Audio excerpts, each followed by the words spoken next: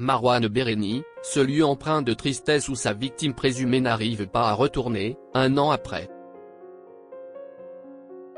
Un an après le grave accident dont elle a été victime, celle qui semble être la victime présumée de Marwan Bereni est sortie du silence.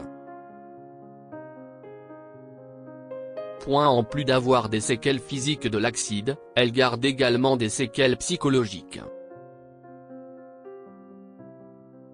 Le 4 août 2023, Marwan Bereni disparaissait des radars durant plusieurs mois avant que son corps sans vie ne soit retrouvé non loin de Mâcon, ville où il avait été vu pour la dernière fois.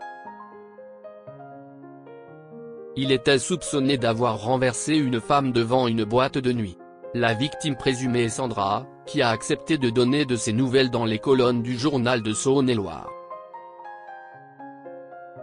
Lors de l'accident, elle a été gravement blessée puisqu'elle a eu 14 fractures, dont 8 côtes. Sa clavicule et son bassin ont également été touchés, tout comme son foie. Elle a passé plusieurs jours dans un service de réanimation. Un an plus tard, elle garde toujours des séquelles physiques de son accident au niveau de la jambe gauche et de la clavicule. La victime présumée de Marwan Bereni, je suis en stress post-traumatique. Mais si est-il sur le plan psychologique que si est-il le plus compliqué. Je suis en stress post-traumatique. J'ai un suivi psy et je suis sous antidépresseurs, neuroleptiques et anxiolytiques, a-t-elle expliqué. Je ne sors plus de chez moi. Quand je dois prendre un passage piéton, j'ai peur. Je n'ai plus confiance, a-t-elle ajouté.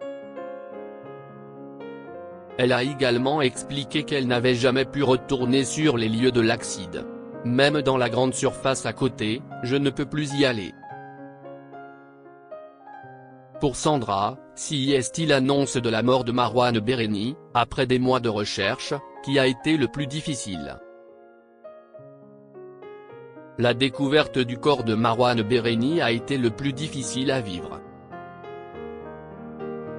Toutes mes illusions d'avoir un jour des réponses aux questions que je me posais se sont envolées. Je voulais pouvoir assister à un procès. Être debout devant lui. Être reconnue comme une victime, a-t-elle regretté.